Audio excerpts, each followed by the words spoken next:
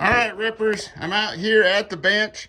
We'll call this one Rip Curl at the bench, right? This is before we're at the range, or we're actually at the range. We're at a public range. And this video is perfect video for why you should be out practicing with anything you intend upon using to put food on the table, to protect yourself, or even just to have fun if you want to shoot to the best of your abilities. Now, as you guys know, if you've been watching on my videos, we've been practicing up for the CRS Firearms Triple 100 Challenge. That's 100 rounds at 100 rounds at 100 yards in 100 seconds between 2 zombie targets, headshots only, right? Right. And if you haven't been watching, shame on you. You should be over at Rip Curl Readiness at the range. I'll put the link down in the description and the comments.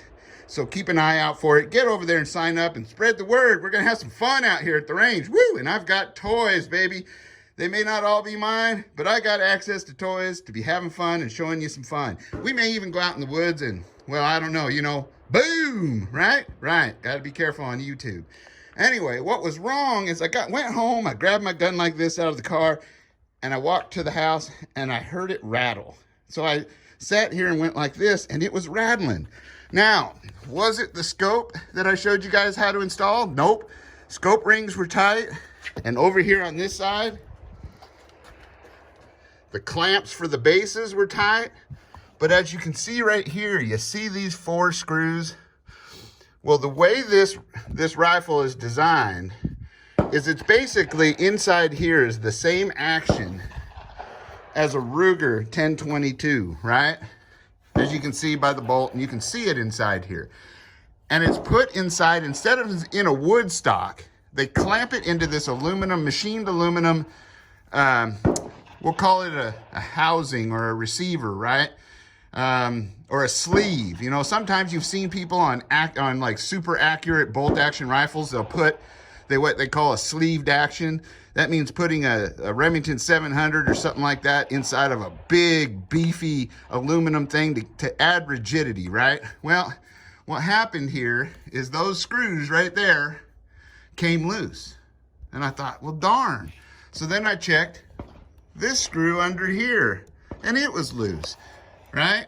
Now, these weren't loose, per se. That's the one that holds the forend on, but they weren't tight either. And what that happens from, one, is from the recoil and the vibrations of shooting, but more so the heat. When you're shooting a lot of rounds like that, things heat up.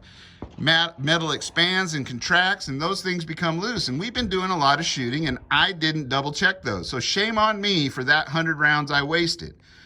Because the first ones were okay. They were hitting, right? Right, but we just had different issues. So that being said, it may have been my engagement on the trigger, but more so the drop of 6 inches, I don't think was the lot ammo as much as it was the fact that this was loose. And then as I move back and forth between targets, it causes things to move and twist, right? Because I'm moving like this, back and forth. I'm exaggerating here. I didn't have to move near that much for the shoot, but moving back and forth like this can cause things to wiggle around, and I was getting point of impact differences.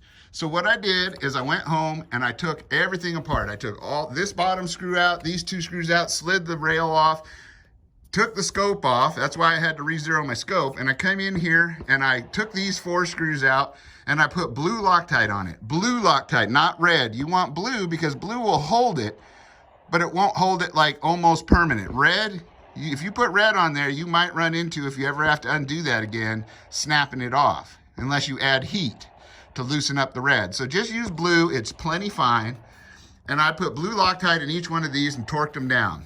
I did the same with under here.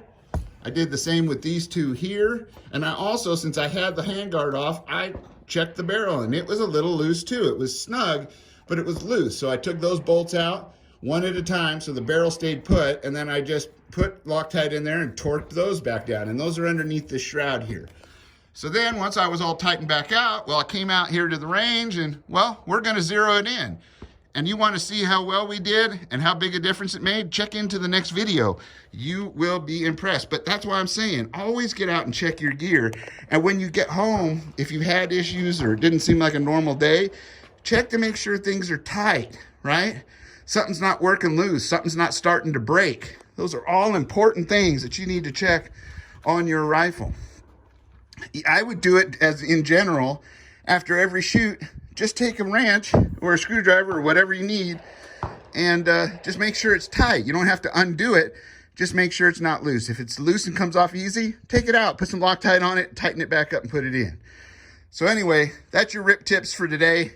I hope you guys are all staying safe, being secure, always being aware of your surroundings, out getting exercise like me, woohoo, running up and down the range, and be getting ready and prepared for whatever may come our way. You guys know I love you. Much love and prayers to y'all. Adios.